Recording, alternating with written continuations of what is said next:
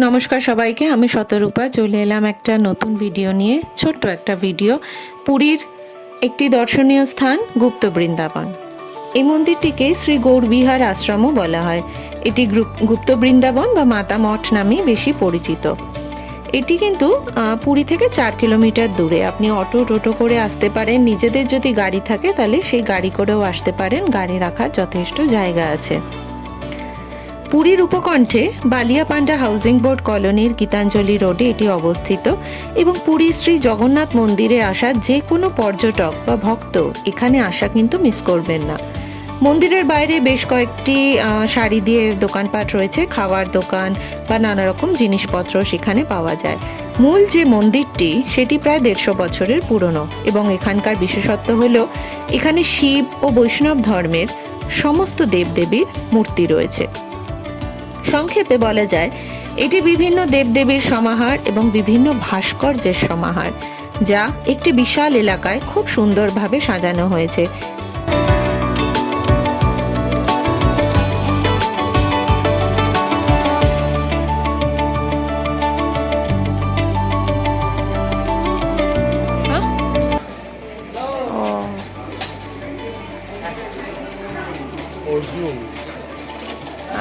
বিশ্বরূপ দর্শন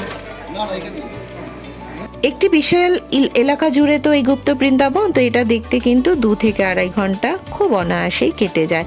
টিকিটের মূল্য মাত্র 10 টাকা এবং মোবাইল, ছবি, ভিডিওগ্রাফির কোনো কিছুতেই কিন্তু কোনো বাধা নেই। এখানে শ্রী জগন্নাথ, শ্রীরাম এবং শ্রীকৃষ্ণের একাধিক মূর্তি রয়েছে। একইভাবে শ্রীকৃষ্ণের ভজন গাইতে থাকা মীরারও মূর্তি রয়েছে। তার পাশে বুদ্ধদেবের মূর্তি আছে, বিশাল কালো শিবলিঙ্গ রয়েছে। হনুমানজির তো একটি বিশাল সোনালী রঙের মূর্তি রয়েছে যা রাম নাম জপ করছে। পুরো মন্দির প্রাঙ্গণটি শ্রী গৌরবিহার আধ্যাত্মিক দাতব্য ট্রাস্ট পুরীর এদের দ্বারাই পরিচালিত এবং রক্ষণাবেক্ষণ এরাই করে।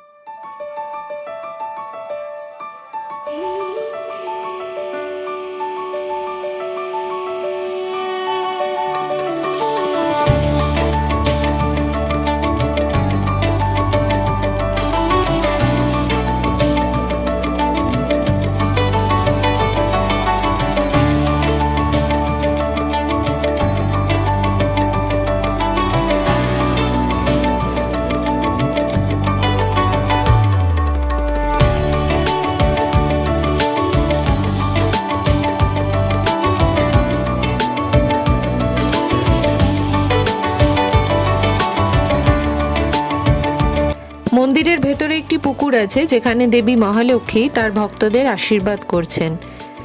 আচ্ছা, আরেকটি মূর্তি রয়েছে যেখানে শ্রী মহাবিষ্ণুকে কুমিরের হাত থেকে একটি হাতিকে বাঁচানো দেখানো হয়েছে। শ্রী লক্ষ্মী নরসিংহের একটি রঙিন মূর্তি এখানে রয়েছে। এছাড়া আদি শঙ্করাচার্য, রামানুজাচার্য, নিম্বাকাচার্য, মাদ্যাচার্য এবং বল্লভাচার্যের বসার ভঙ্গিতে সুন্দর সুন্দর মূর্তি রয়েছে। এছাড়া রয়েছে একটি হ্রদে একটি নৌকা ভেসে বেড়াচ্ছে যেখানে মীরা কৃষ্ণ ভজন গাইছেন এবং তার পাশে শ্রীকৃষ্ণ স্বয়ং বসে আছেন। তার কাছেই শিশু কৃষ্ণকে একটি বিশাল পাতার ওপর ভাসতে দেখা যাচ্ছে, ডুবে যাওয়া ছাড়া। দেব আর অসুরদের ওই সমুদ্র মন্থন, সেটারও বিশাল বড় প্রতিরূপ রয়েছে। রামানুজাচার্যেরও বিশাল মূর্তি রয়েছে এখানে। মানে কি বলবো, ভেতরটা এত সুন্দর যে নেক্সট টাইম যখনই পুরী আসবেন এটাকে কিন্তু সাইট সিইং এর লিস্টে অবশ্যই রাখবেন। আর এখান থেকে বাইরে বেরোলেই ছোট ছোট খাওয়ার দোকান আছে যেখানে খুব টাটকা আপনি সর ভাজা, তারপর ছানা পোড়া এইগুলো পেয়ে যাবেন। এছাড়া বোন্ডা, ইডলি, দই বড়া এগুলো পেয়ে যাবেন।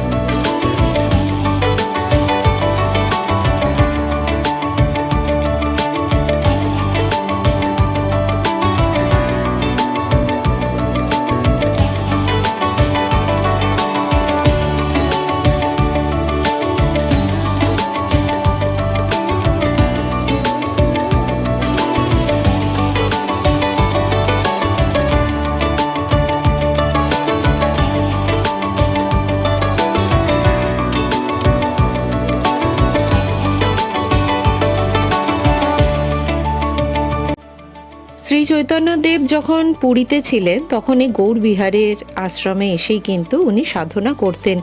এই আশ্রমের বর্তমানে এই যে রূপ তা দিয়েছেন মহান্ত সুবল চরণ দাস। আশ্রমের ভেতর একদম গাছগাছালিতে ভরা এক গ্রামীণ পরিবেশ, যেখানে রয়েছে শ্রীকৃষ্ণের বিভিন্ন অবতারের রূপ।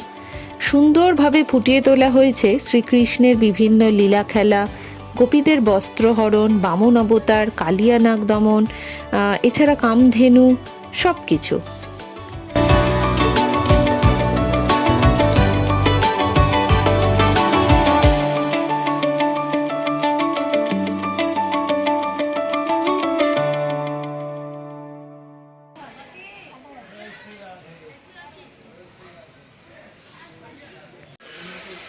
ও কি করছে?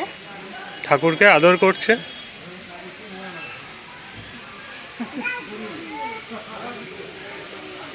এদিকে টয় ট্রেন আছে, মিনি রেলওয়ে, টিকিট আছে নিশ্চয়ই। তো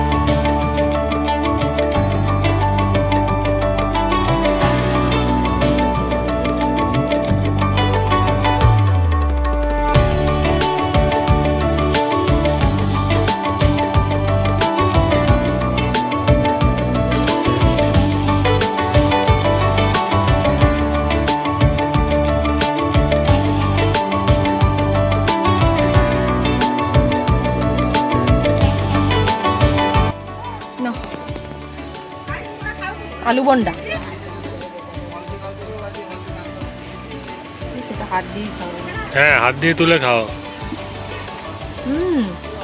ধোসার ওই নারকেলের চাটনিটা সাউথ ইন্ডিয়ান। পেটে পড়লে বা রঘুরাজপুর যেতে পারবো, রোদও নেই আছে।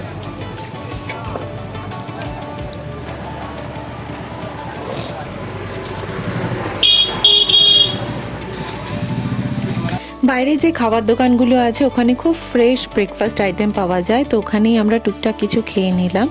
ভিডিওটা কেমন লাগলো অবশ্যই জানাবেন। আর এই পুরী ট্রিপ নিয়ে বড় ভিডিও কিন্তু অনেক দিন আগেই চ্যানেলে আপলোড করা হয়ে গেছে, তো সেগুলো কাইন্ডলি দেখে নিন আর জানান যে পুরী ট্রিপটা কেমন হলো। আর আমরা কিন্তু নিজেদের গাড়ি নিয়ে কলকাতা থেকে পুরীতে গেছিলাম, ফলে এই মুহূর্তে সেই রাস্তার কী অবস্থা সেটাও ঠিকমতো দেখে নিতে পারবেন ভিডিওটাতে। ধন্যবাদ।